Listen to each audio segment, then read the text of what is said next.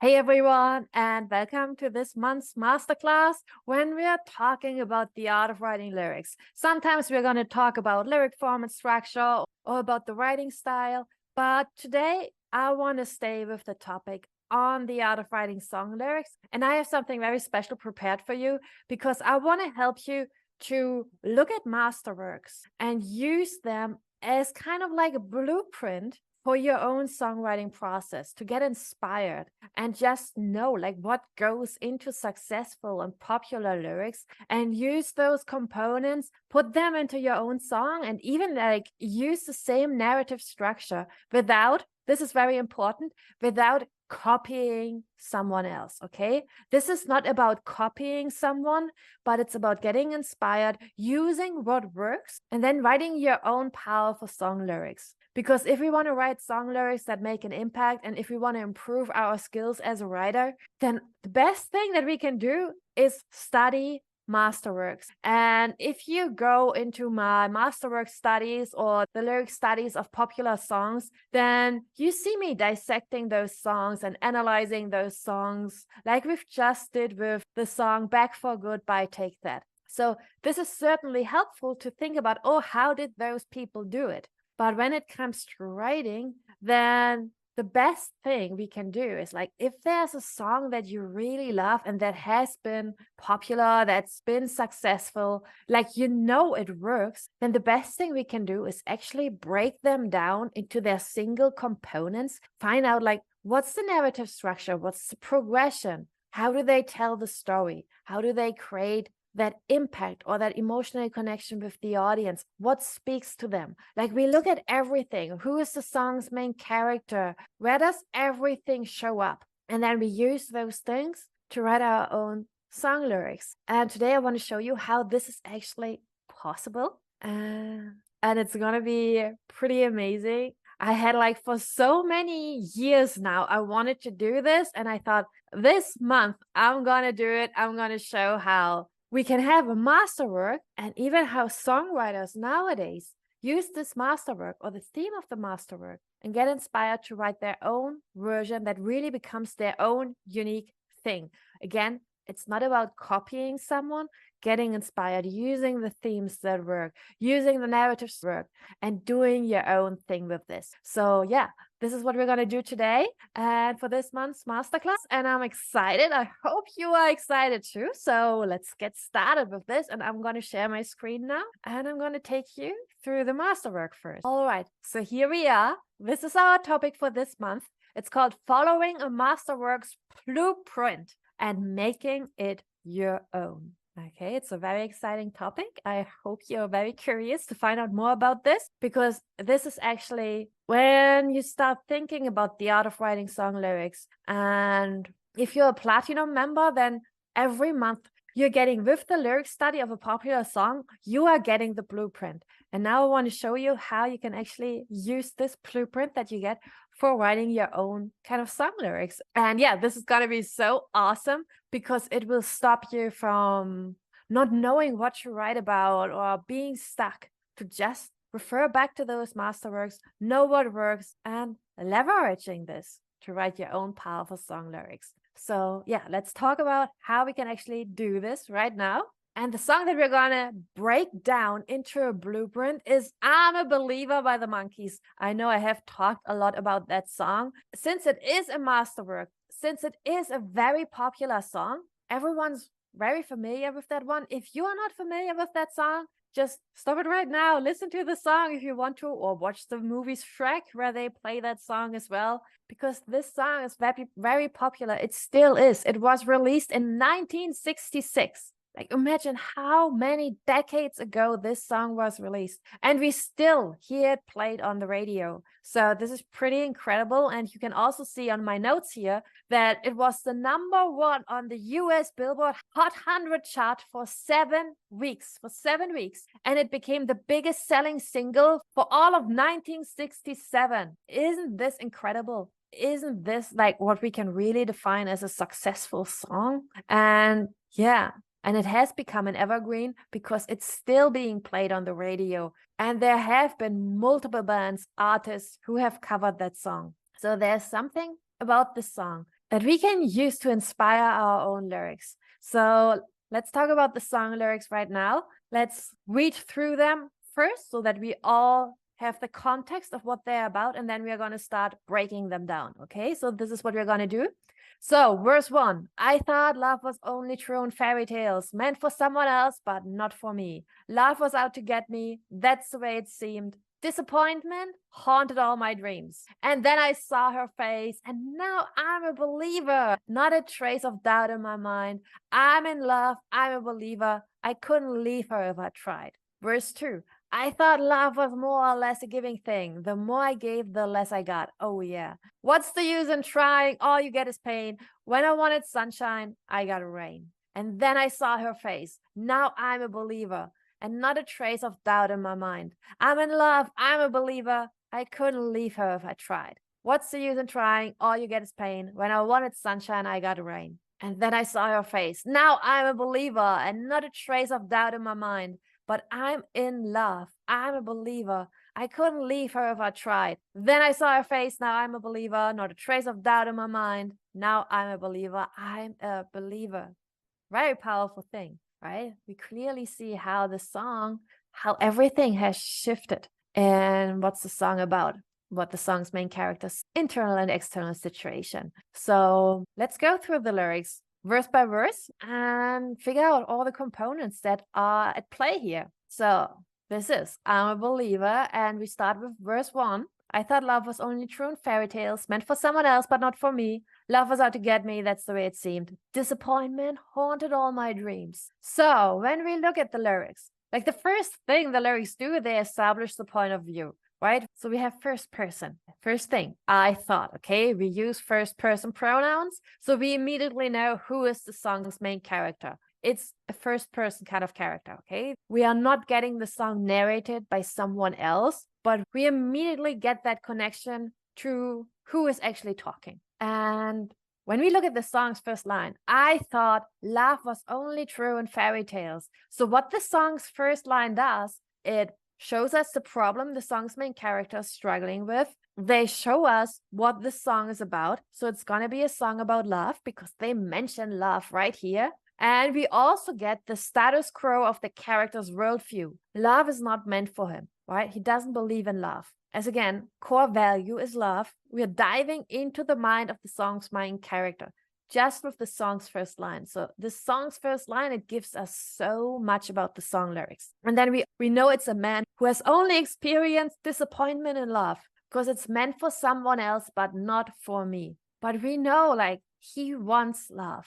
If he considers love as something to be like something that belongs to fairy tales, then he has this beautiful way of actually thinking about love and how love is supposed to be. So he really he has this want, like, I want some love like this, but I don't think it's possible for me. I don't believe that it can actually be like that, but it would be so great if I wouldn't feel like this. So he's in that kind of place. And the problem or the obstacle that he's facing is that love fails him all the time. And he even, another complication that comes with that is that he even thinks of love like taking on the role as the villain, because love was out to get me. That's the way it seemed. Like, it's trying to get him. Like, it's after him, like bringing with all the pain and heartache, right? So disappointment haunted all my dreams. So we have learned a lot about the song's main character and his situation. And yeah,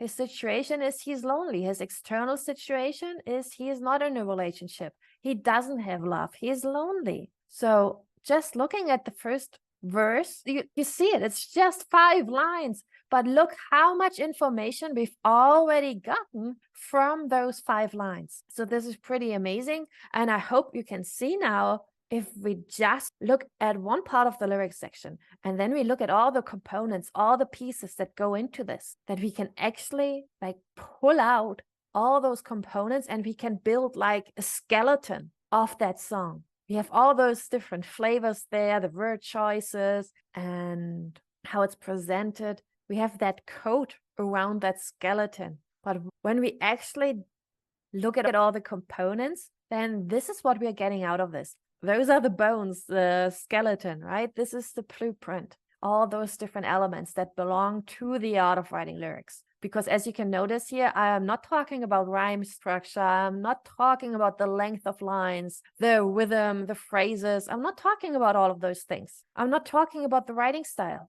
because for writing songs that can truly make an impact, those things are like the foundation. You need to be able to write songs so that your lyrics are actually possible to turn them into a song. So this is like a given. But when it comes to the art of writing lyrics, which is about creating an emotional connection with the audience, it's about delivering a meaningful takeaway, and it's about giving them an experience, then we need the art of writing lyrics. And the art comes, of course, with the narrative structure, because every time when we are writing song lyrics that are supposed to take the audience on a journey, create that emotional connection, and deliver a meaningful takeaway, then we have to tell a story. And a story is nothing else but something that is about change from one value to another.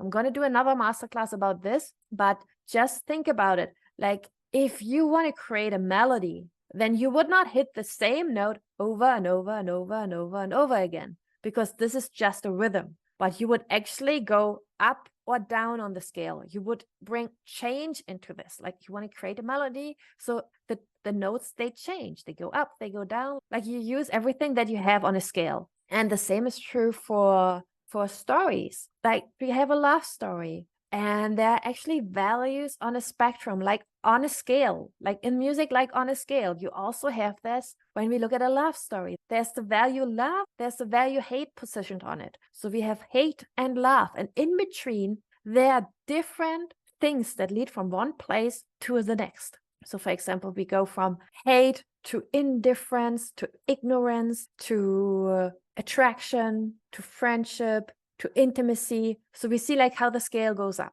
but the scale can also go down. So stories are all about that change from one value to another. And when we listen to songs, then we want to experience that change. How something changes to the better, how something changes to the worse. We just want to know this. We want to experience this. And yeah, this is why we got to tell stories in our songs, to give our audience this kind of experience. And when we look at the lyrics from I'm a Believer, from the first verse, then we are really starting off at that very bad place. As you can see, the character here, this stickman, like the rain cloud above him, like that's how he feels. Because like there are so many people out there who feel like this, who feel like love doesn't exist. It's just a concept that sells well in Hollywood, right? So we want to pick people up where they are right now. That's why we start with the problem. That's why we talk about the problem, mention the problem, address the problem in the song's first line,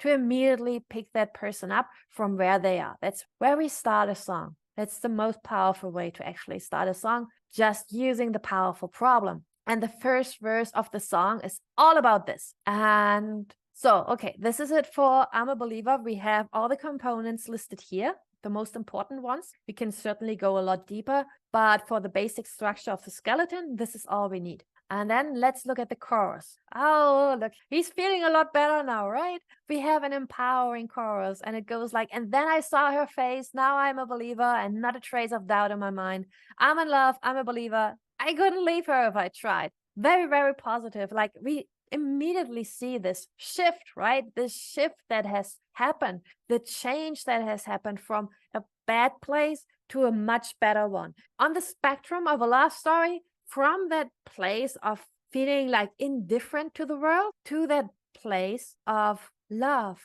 right? Positive shift, very important. And the thing that actually made that shift possible, that's the turning point. Second commandment of the 5 commandments of storytelling, the most important one, because this is the one that evokes the change. And for the character in the song of I'm a Believer, it was meeting that special person.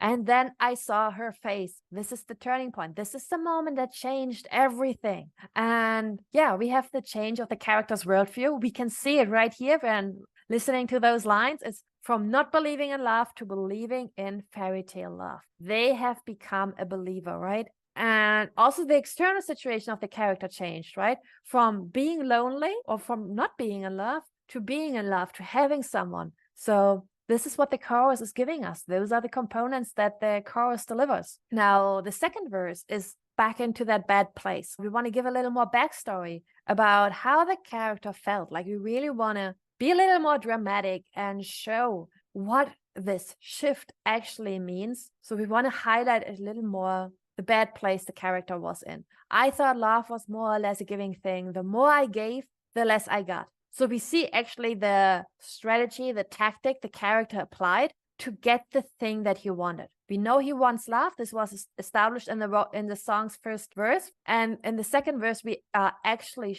being shown what he tried to do to actually get what he desires. And what's the use in trying? All you get is pain.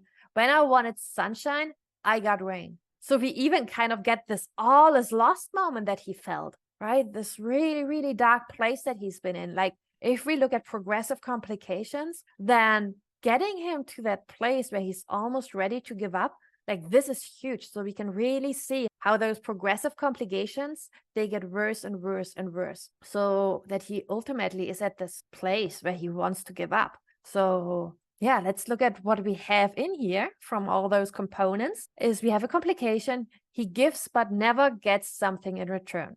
Okay, we have his tactic. I'm just giving a lot. Everyone's saying, if I give a lot, I'm going to receive a lot. But he doesn't get it. At least in that time, he's not patient enough for that moment to actually receive back. But when we listen to the chorus, we know he gets everything back and even more than he has given. So this is a very beautiful thing. And another complication, he wants to give up because there's no use in trying. So he's really getting to this breaking point of, why should I continue doing this? So we see like there are really stakes involved now.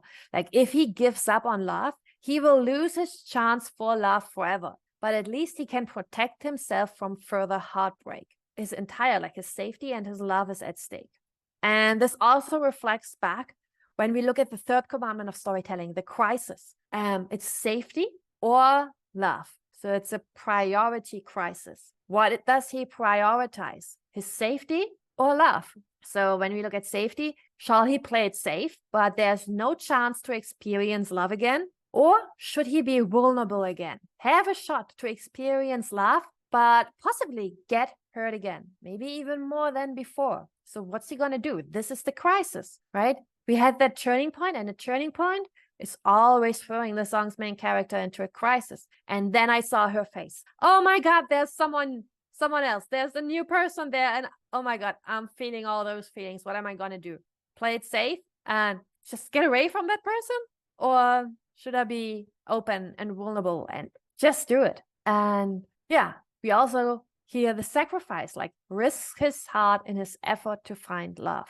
Because this is the sacrifice that he actually has to do. He has to take that risk in order to get what he wants. So he has to make that sacrifice. He has to sacrifice safety, this playing it safe. He has to sacrifice that in order to get what he wants, in order to have a shot to get what he wants. Then we have the chorus again and the outro. Again, we have the turning point right here. And then I saw her face. We have the resolution. He doesn't doubt his luck anymore, and he doesn't doubt love anymore. So we have that internal change from doubt to believer, and we have that external change from lonely to together. I'm in love, I'm a believer. I couldn't leave her if I tried. So that means they are together. So we have that external shift as well. And the most important thing to think about is just looking at the song's first line, how it started. I thought love was only true in fairy tales. And then looking how the song ended. I'm a believer. Just look at those two lines. What do you notice? Isn't it so incredible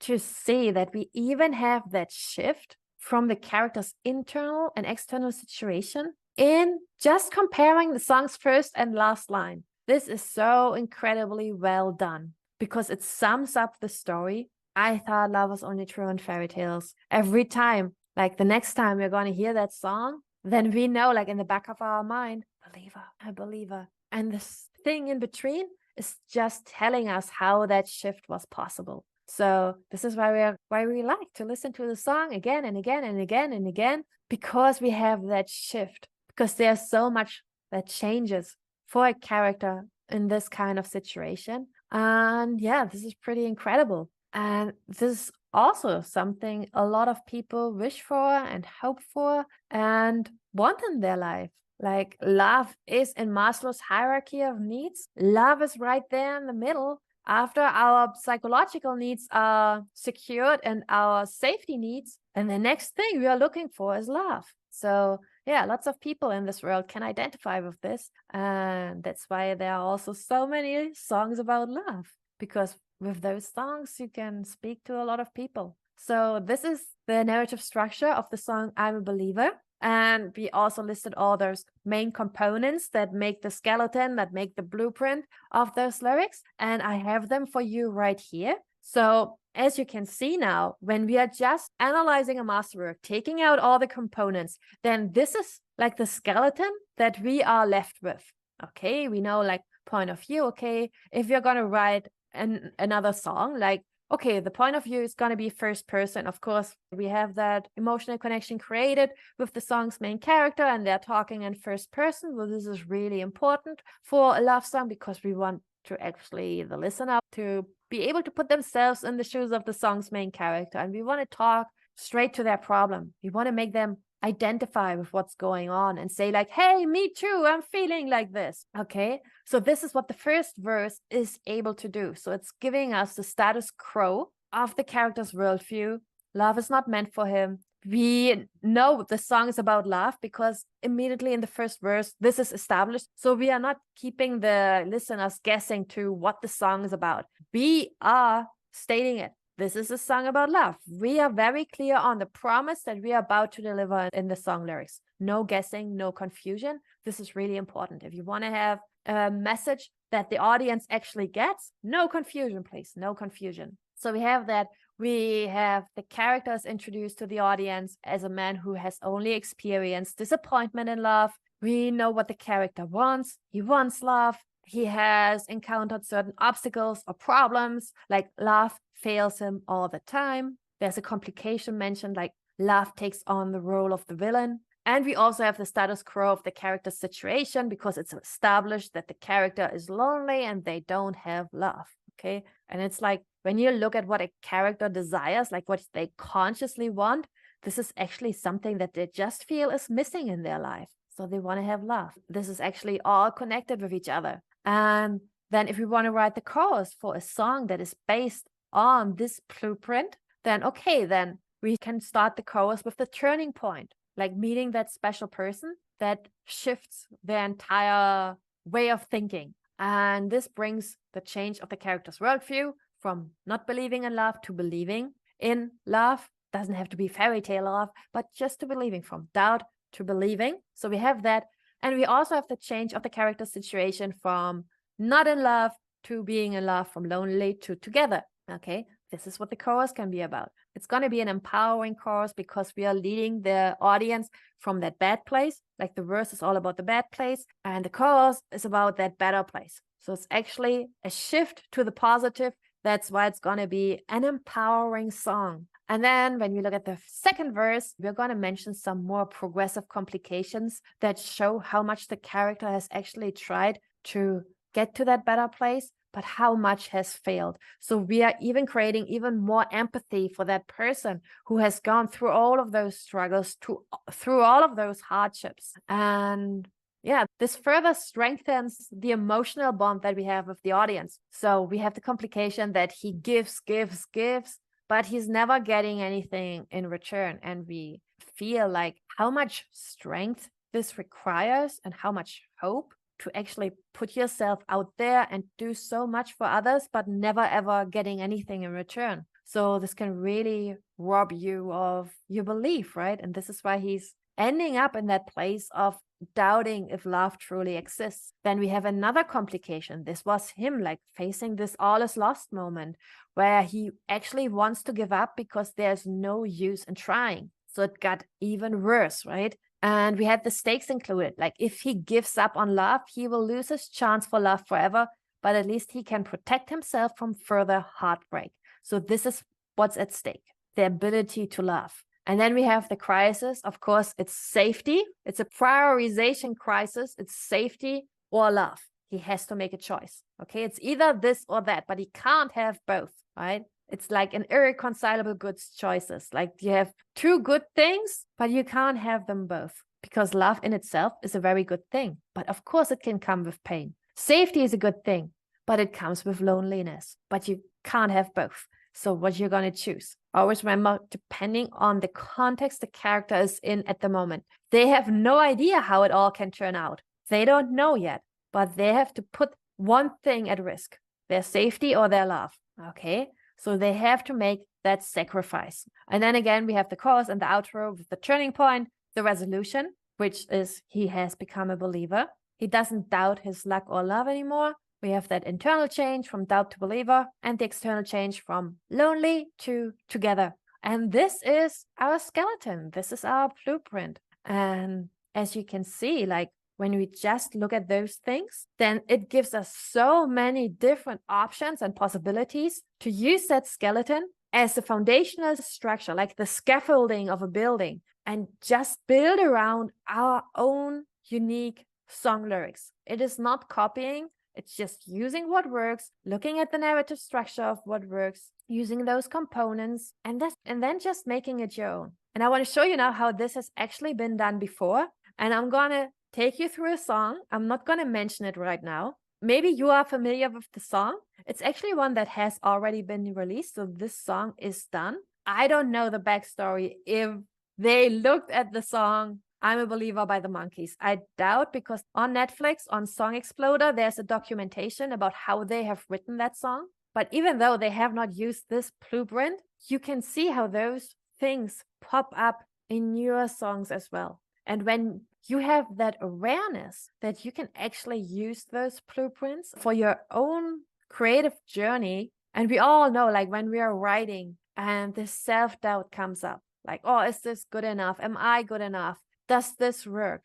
If we look at the masterworks and we use their foundational structure, then at least we know this thing works. Then it all depends on our word choices, on our writing style, on the lyric form and structure. But we know the art of writing lyrics, this thing, we know that this works at least. So we know, okay, this is how we can actually create that emotional connection, deliver a meaningful takeaway, and take the audience on a journey, like give them this experience. This is secured. We got that. So this is what those blueprints can do for you. And this is like when you are a platinum member in the Lyric Mastery Circle, every month with the lyric study of a popular song, I'm giving you those blueprints. So you not only get the writing guidelines with a couple more information, but you also get the blueprint of where all those different components actually pop up, and you give the narrative structure so you can go ahead and write your own and really know what to write about in each lyric section. And I think like once we have those components and once we know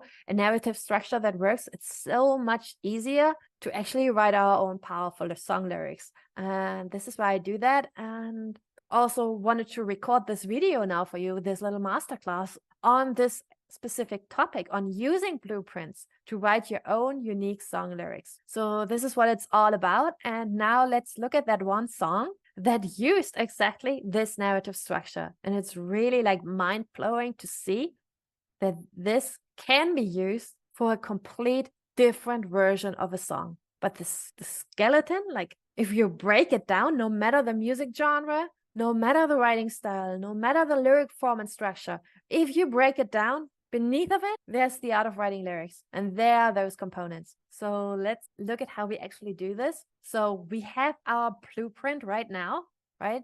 Our blueprint is based on a masterwork, which means we know it works. And that blueprint is like the foundational narrative structure, the components, the order in which they are in. It's like the skeleton. And now we use the blueprint and make it our own, okay? Not copying. Use what we have here and make it our own. So let's go through the lyrics of how we can actually write it in a different way. So I have left out the song title. Maybe you know that song, maybe you don't, but please look it up after we have gone through the session. So let's look at the first verse of this specific song. I never thought that I would find a way out. I never thought I'd hear my heartbeat so loud. I can't believe there's something left in my chest anymore. But goddamn, you got me in love again. I used to think that I was made out of stone. I used to spend so many nights on my own. I never knew I had it in me to dance anymore. But goddamn, you got me in love again. Now, I hope we've just been through I'm a Believer, and you see the first verse of this song. Like, do you see the connection there? Like the repetition of the same theme? This is pretty incredible to think about it like this. And here I have listed, this is exactly what we had for the song I'm a Believer. We had the point of view, right? Remember?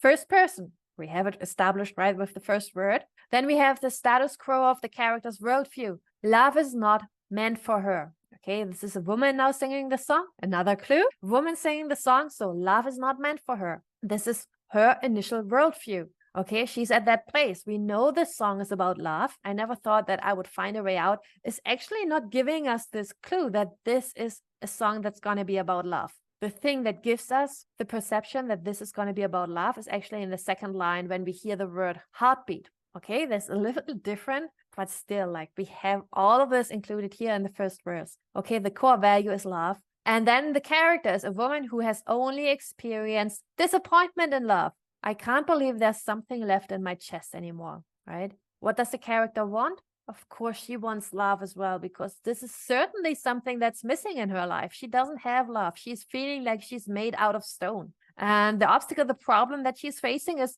love fails her all the time, right? I used to spend so many nights on my own. I never knew I had it in me to dance anymore. The only thing that changed here is that we pulled the turning point from the first line of the chorus and we put it here in this powerful position of the last line of the first verse and the second verse here. But goddamn, you got me in love again. This is the turning point. So it's just like changing the location of that line, of that turning point. But it's still like, if you look at this structure of those components, we have all of them right in here. So this is pretty incredible. So now let's look at the chorus. Show me that heaven's right here, baby. Touch me so I know I'm not crazy. Never have I ever met somebody like you. Used to be afraid of love and what it might do. But goddamn, you got me in love again. You got me in love again, right? So we have that turning point. You got me in love again. Like, she meets him, right? This was also the last line of the verse, and we even have it repeated here.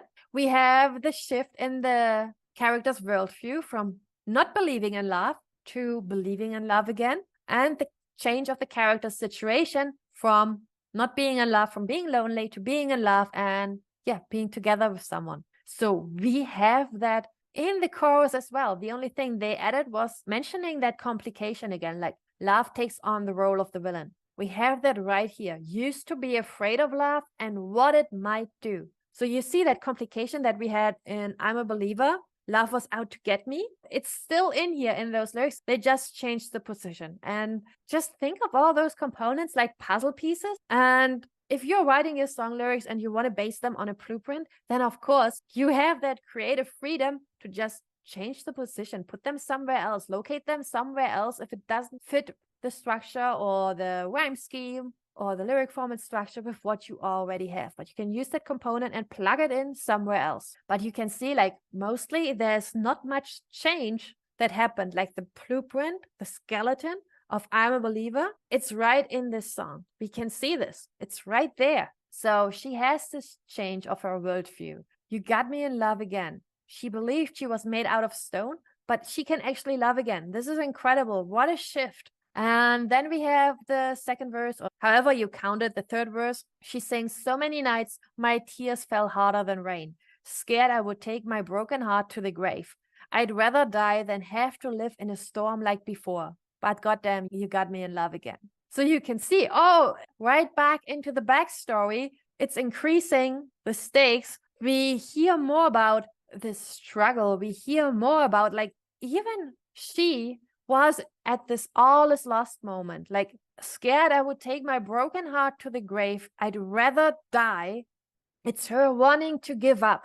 I'd rather die than have to live in a storm like before. She's at the exact same place like the character in the song I'm a Believer. So we have that complication popping up here as well. Like, she wants to give up because there's no use in trying anymore. I'd rather die than have to live in a storm like before. And even we see here those complications, right? We see how it gets harder for her to actually put herself out there and love again. For the character in the song I'm a Believer, it was about him giving, but not getting anything in return. For her, it's just suffering through the heartbreak. So this is what she is focusing on more in the second verse. But again, we have the stakes. If she gives up on love, she'll lose her chance for love forever, but at least she can protect herself from further heartbreak. I'd rather die than have to live in a storm like before. She wants to protect herself from that. And the crisis is, again, it's safety, play it safe, but no chance to experience love again, or be vulnerable and experience love, but possibly get hurt again. And she has to make a sacrifice, her safety or the love. She has to risk her heart in her effort to find love. But we also got the resolution included because she has gone through all of this, but we know this turning point happened, which is also the resolution, like she's able to love again. She is not a stone. And this turning point, but goddamn, you got me in love again, was enabling her to find this resolution for herself, this revelation, oh, I'm actually able to love. I can love. And this is what she's doing then. She's loving again. This is the resolution of the entire narrative as well, because the lyric form and structure of this song, it has the turning point in the verse's last line. So we have that here again because it's that powerful position. And then the song also has a bridge. I can't believe, I finally found someone. I'll sink my teeth in disbelief because you're the one that I want.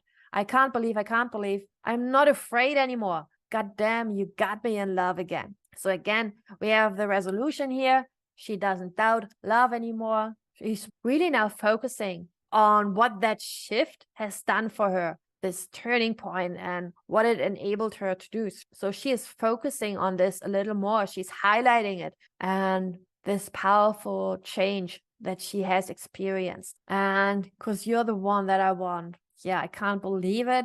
I'm not afraid anymore. So again, she's highlighting that internal change from doubt to believer. And we have that external change from lonely to together. So we have that in the bridge. And then, of course, we have the chorus and the outro. You got me in love again. You got me in love again.